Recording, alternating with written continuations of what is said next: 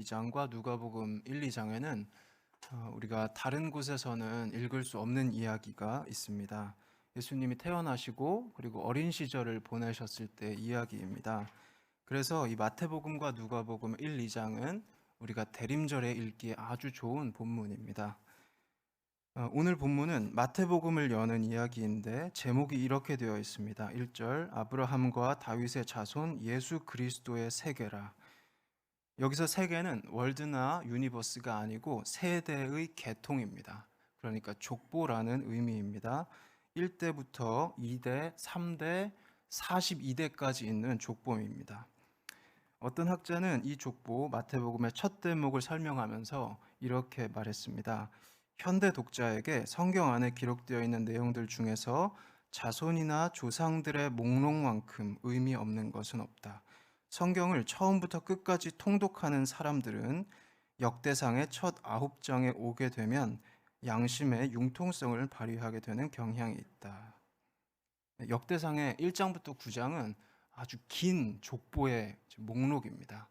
그래서 이 대목에 오면 통독하다가도 조금 빠르게 넘어가야겠다 이런 생각을 하게 된다는 것입니다. 우리도 현대 독자이지만 우리에게는 그러나 오늘의 본문이 전혀 무의미하지 않고 오히려 너무나 중요한 의미를 가지고 가르쳐주는 내용이 아주 많습니다. 왜냐하면 우리는 일반적인 독자가 아니라 그리스도 예수의 사람들이기 때문입니다. 예수님의 족보는 그래서 다음과 같은 것들을 가르쳐 줍니다. 첫 번째로는 예수님의 오심은 우리 하나님의 백성의 역사를 새롭게 한다는 것입니다. 족보의 구조는 이렇게 되어 있습니다. 17절입니다. 그런즉 모든 대수가 아브라함부터 다윗까지 14대요. 다윗부터 바벨론으로 이거할 때까지 14대요. 바벨론으로부터 이거한 후부터 그리스도까지 14대로라. 총 42명의 이름이 14명씩 세 묶음으로 묶여 있습니다.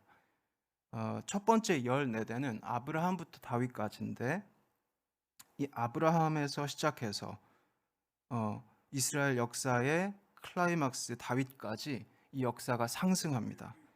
두 번째 14대는 이 다윗 왕부터 기원전 587년에 바벨론으로 포로로 잡혀갈 때까지입니다. 이 다윗부터 바벨론 포로기까지 이스라엘의 역사는 클라이막스에서 바닥으로 하강합니다. 마지막 14대는 이 바벨론 포로기부터 예수님까지입니다. 바벨론 포로기를 지나고 또 신구약의 중간의 시대를 거쳐서 예수님이 나셨습니다. 이제 하나님의 백성의 역사는 하나님이 약속하신 구원이 현실이 되는 그 절정에 도달했습니다. 두 번째로 예수님은 아브라함과 다윗의 자손이라는 것을 이 족보는 가르쳐 줍니다. 1절 아브라함과 다윗의 자손 예수 그리스도의 세계다. 먼저 아브라함입니다. 하나님은 이 아브라함 모든 믿는 자의 조상에게 이렇게 약속하셨습니다.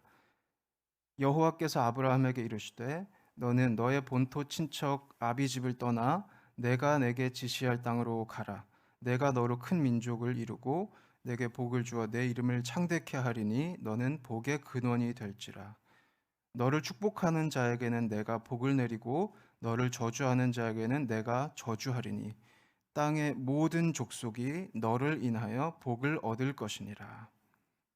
땅의 모든 족속이 복을 얻는다고 약속하셨는데 이것은 유대인뿐만 아니라 그 유대인 경계 바깥에 있는 이방인도 땅의 모든 족속이 복을 얻을 것이라는 말씀입니다. 이 말씀, 이 약속이 아브라함의 자손 예수님 안에서 이루어집니다. 예수님은 유대인뿐 아니라 우리에게도 그 모든 경계선을 넘어서 믿음이 있는 모든 사람에게 복의 근원이 되십니다.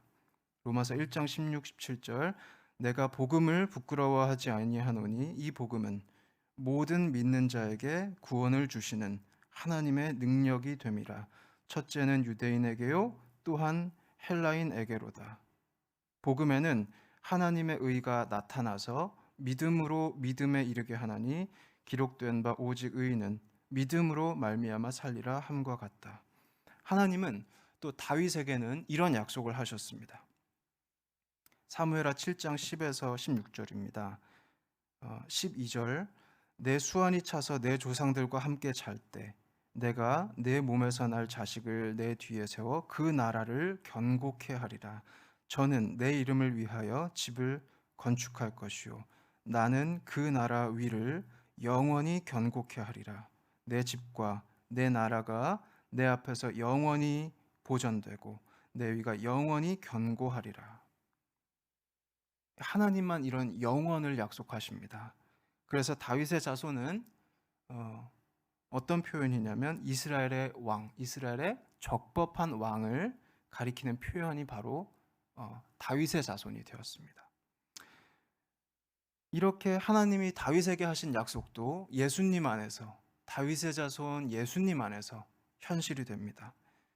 그래서 예수님의 오심을 준비하면서 세례 요한은 이 나라를 설교했습니다. 그때 세례 요한이 이르러 유대 광야에 전파하여 가로되 회개하라 천국이 가까웠느니라. 이 하나님이 세우시는 영원히 견고한 나라를 세례 요한 그리고 예수님도 공생애를 시작하실 때 설교하십니다.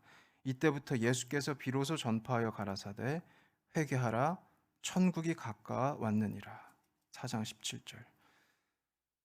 이 나라는 사사기의 특징인 자기의 보기에 옳은 대로 행하는 그런 나라가 아니라 하나님 보좌 우편에서 그 지금도 통치하시는 예수님을 주님으로 모시는 나라입니다.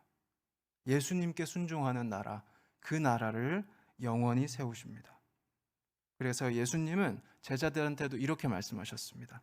너희는 먼저 그의 나라와 그의 의를 구하라. 그리하면 이 모든 것을 너희에게 더하시리라.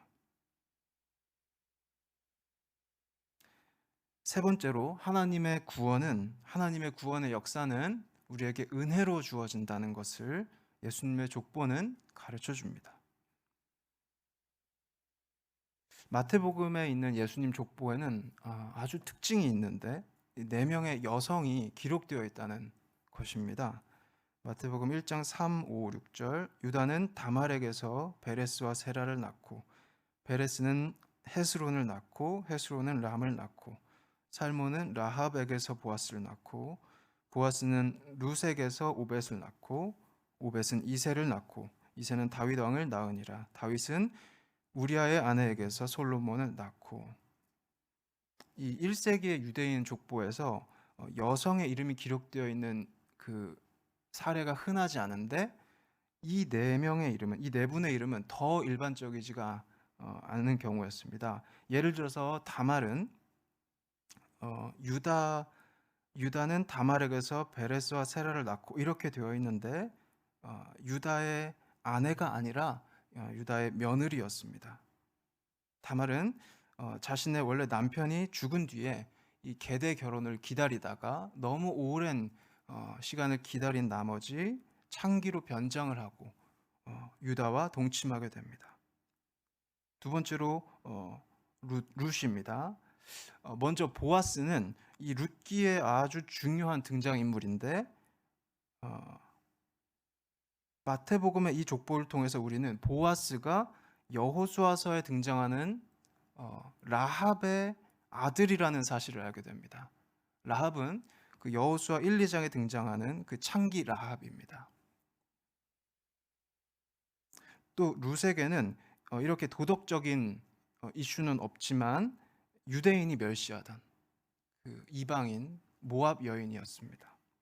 솔로몬의 어머니 바세바, 이분은 다윗의 아내가 아니라 우리아의 아내였습니다. 이렇게 다말과 라합과 룻과 이 바세바는 족보에 기록되기에는 부담이 되는 존재들이었습니다. 그러나 우리 하나님의 구원의 역사는 이런 부담스러운 사람들을 배제하지 않습니다. 왜냐하면 예수님은 죄인을 구원하러 오셨기 때문입니다. 마태복음 9장 12, 13절 예수께서 들으시고 이르시되 건강한 자에게는 의원이 쓸데없고 병든 자에게라야 쓸데있느니라. 너희는 가서 내가 긍휼을 원하고 제사를 원하지 아니하노라 하신 뜻이 무엇인지 배우라. 내가 의인을 부르러 온 것이 아니요 죄인을 부르러 왔노라. 만약에 하나님께서 가까이 하기에는 좀 부담스러운 죄인들을 멀리 하시고 의로운 사람들만을 그 하나님의 나라에 들여보내 주셨다면 우리는 아마 구원을 받지 못했을지 모릅니다. 그러나 우리 주님은 죄인을 위해서 목숨을 내어 주십니다. 로마서 5장 6에서 8절, 우리가 아직 연약할 때 기약대로 그리스도께서 경건치 않은 자를 위하여 죽으셨도다. 의인을 위하여 죽는 자가 쉽지 않고 선인을 위하여 용감히 죽는 자가 혹 있거니와 우리가 아직 죄인 되었을 때 그리스도께서 우리를 위하여 죽으심으로 하나님께서 우리에게 대한 자기의 사랑을 확증하셨느니라. 우리는 하나님을 싫어해서 하나님을 떠난 죄인들이지만 하나님은 죄인을 불쌍하게 긍휼하게 여겨 주셨습니다. 그래서 하나밖에 없는 아들을 보내주셨습니다. 이 하나님의 아들 안에서 우리는 새로운 존재가 됩니다. 골로새서 1장 13, 14절, 그가 우리를 흑암의 권세에서 건져내사 그의 사랑의 아들의 나라로 옮기셨으니 그 아들 안에서 우리가 구속 곧 죄사함을 얻었도다.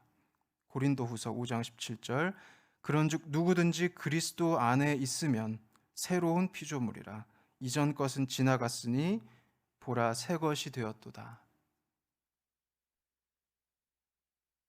아브라함과 다윗의 자손 예수님께서 우리에게 오시는 그 성탄절을 이제 기다리게 됩니다. 지금은 하나님 보좌 우편에서 우리를 다스리시고 또 장차 다시 오실 것입니다. 예수님의 오심으로 우리의 삶이 새롭게 되었습니다. 어두움 가운데 빛이 비치게 되었습니다. 그래서 성도는 어떤 상황 속에서도 감사를 선택할 수 있게 됩니다. 아브라함과 다윗의 자손 예수님은 모든 믿는 사람의 주님이 되시고 하나님의 나라를 다스리는 분입니다. 이 나라의 주인은 우리도 아니고 사탄도 아니고 하나님이십니다. 그래서 나라와 권세와 영광은 영원히 아버지의 것입니다. 주님은 우리에게 긍휼을, 은혜를 베풀어 주십니다. 우리가 하나님 앞에서 당당하지 못할 때 스스로가 비참하고 수치스러운 존재인 것처럼 느껴질 때도, 죄인일 때에도 하나님의 은혜가 우리를 덮어주십니다. 그래서 이 대림절에 하나님의 은혜가 우리를 다시 새롭게 해주실 줄로 믿습니다.